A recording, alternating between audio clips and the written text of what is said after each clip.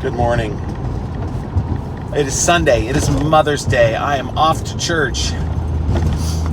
And at some point between church and my next stop, I have to at least get a Mother's Day card for my wife. The kids have stuff for her. I made sure of that. They're adults, so they should be smart enough to figure that kind of thing out. We are having a Mother's Day celebration at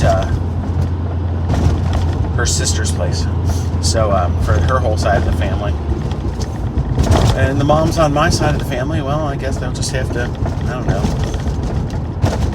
accept some internet greetings or a text.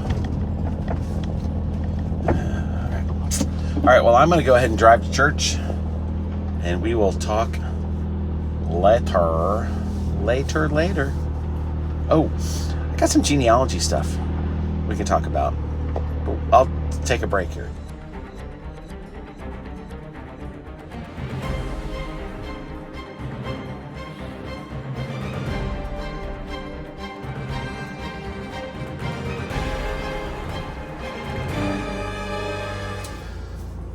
It's simple genealogy news, actually. Oh, let me adjust just a little.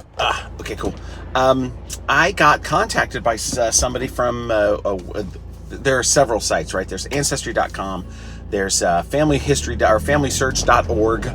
There's a WikiTree, which is a less fancy site, but that has a lot of genealogical information on there. I think a lot of actual genealogists use that for some reason. And I hadn't put a ton of stuff on there because you can upload your GEDCOM file and stuff. You can upload your DNA results and all that kind of stuff in there to see if you have matches. But again, it's not a very pretty site. But I had some stuff in there, and some lady emailed me. You can email people like they have secure email, private email. And then once you reply, then you have each other's addresses. And this lady emailed me to know if I was related to people from her family, which are from Estill County, Kentucky. And I don't think we are. But she grew up in Hamilton, and up the street was a family that was also Thomas's from Estill County, Kentucky. And that is somebody that I am related to. It's so just a great uncle, right? So my, that whole little mystery thing that I've talked about with my grandmother and how she was adopted by a Thomas family. She was a Snowden, and the William Thomas that was her kind of adoptive father. He was one of the 6 Thomas brothers that my great grandfather and her father-in-law was from. So she married that guy's one of his nephews. So like I say, he had 6 brothers. There was 7 of them, I don't know, and 2 sisters. He had a brother. One of his brothers was Cornelius. So this would be my dad, my grandfather, my great grandfather, right? So my great grandfather George had a bunch of brothers, and one of his brothers was William, that my grandmother spent some time living in his house, whatever. We got that family picture. And then this is one of his other brothers, Cornelius, that ended up in Hamilton. My great-grandfather, George, this guy's brother, was not too far away in Middletown. And,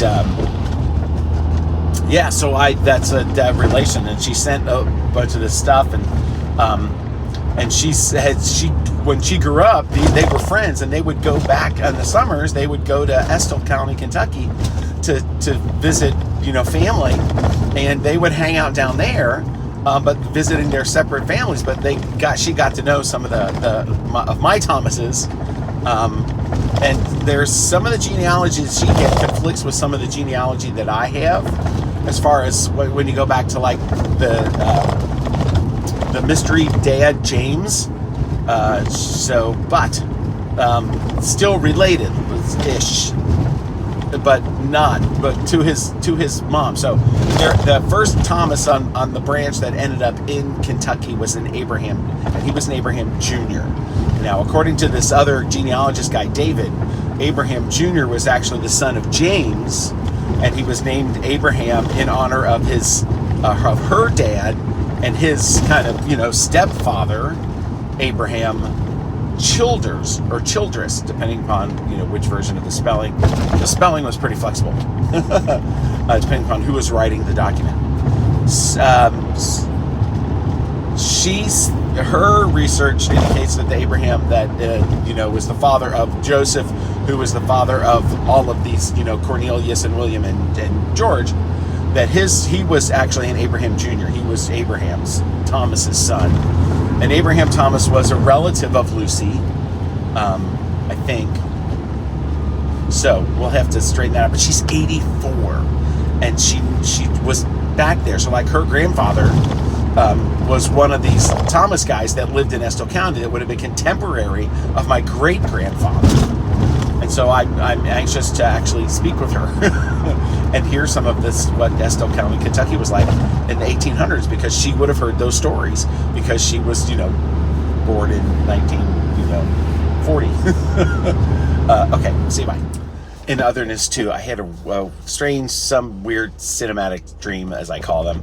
And in this particular one, whatever this casting character was that was about to do like get award or do some kind of presentation, maybe it was like a fan thing, because there's a con or something like that. They marched onto stage. They got it started by being the actual musicians, like a small little marching band with drums and I don't know what it was. And the song that stuck in my head is one of the Star Wars things. It was the Emperor's theme, the bum bum ba-dum ba-da ba-da-da-dum bum, right? But with a drum. And they came in from the back, and the crowd went crazy, and that was loud. It was the part of the dream that got loud, and then my alarm went off, like it was predicting my alarm going off, as how it felt when my alarm went off. I'm like, that was really weird. That the dream. Anyway, that happens. Does that happen to you, where like you wake up like a millisecond before the alarm goes off? Have I mentioned that I saw a bit of research once, that an experiment, and they hooked up people to monitors, and then they would scare them, and the body, the scare response in the body happened before they got scared by, again, milliseconds.